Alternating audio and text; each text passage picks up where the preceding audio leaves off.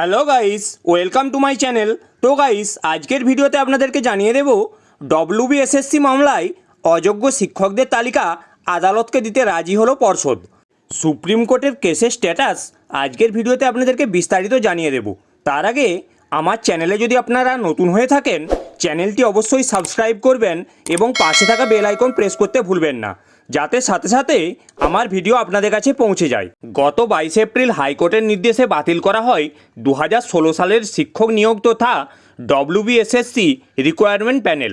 আর এই পরীক্ষার শুরু থেকে নিয়োগ প্রত্যেক ধাপেই বিতর্কের পর বিতর্ক সৃষ্টি হয় আর দুর্নীতির অভিযোগে মামলা দায়ের হয়, যার জেরে চাকরি হারিয়েছেন 26,000 শিক্ষক শিক্ষিকা থেকে শুরু করে গ্রুপ ডি কর্মী।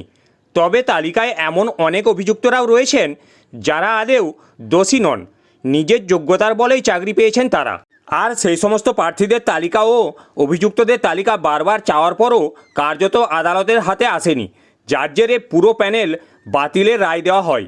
আর এবার সুপ্রিম কোর্টে সেই তালিকা জমা পড়ার খবর পাওয়া গেছে। এই মামলার প্রথম থেকেই মামলাকারীদের আবেদন ছিল যারা অযোগ্য তাদেরকে সরিয়ে যোগ্য প্রার্থীদের নিয়োগ দেওয়া হোক এবং যারা যোগ্য তাদেরকে পুনরায় চাকরি ফিরিয়ে দেওয়া হোক। এবার তাদের আশা মতোই শুনানি ঘোষণা করলো সুপ্রিম কোর্ট, যাতে বুকে বল পেলেন মামলাকারীরা। কি জানালো শীর্ষ আদালত? অবশেষে কি ন্যায় বিচার পাচ্ছেন যোগ্য কর্মরতারা?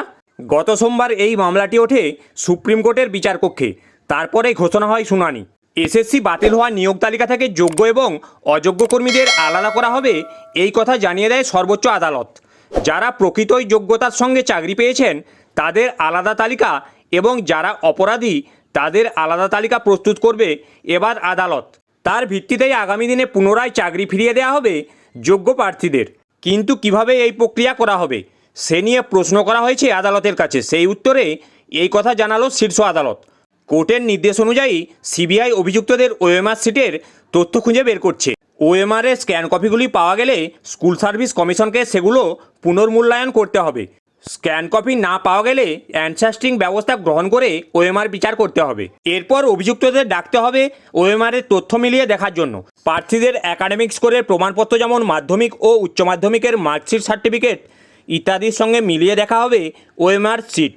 এরপর ইন্টারভিউ এবং পার্সোনালিটি টেস্টে যে নম্বর দেওয়া হয়েছে সেটিও পুনরায় যাচাই করতে হবে। আর তারপরেই যাদের নম্বর দেখা যাবে সঠিক আছে তাদেরকে যোগ্য, আর যাদের নেই তাদেরকে অযোগ্য প্রার্থীর তালিকায় ফেলতে হবে স্কুল সার্ভিস কমিশনকে।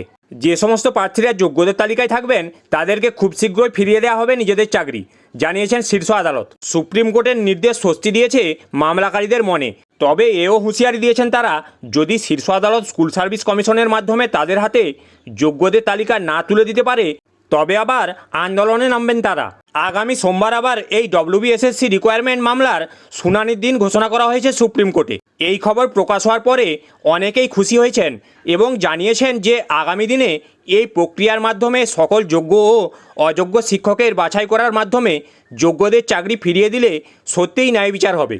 এবারে আগামী সোমবারের জন্য সকলকে অপেক্ষা করতে হবে এই সম্পর্কে আরও তথ্য পাওয়ার জন্য। তো গাইস, এই ছিল আজকের আপডেট। ভিডিওটি যদি আপনাদের ভালো লেগে থাকে অবশ্যই একটি লাইক করবেন।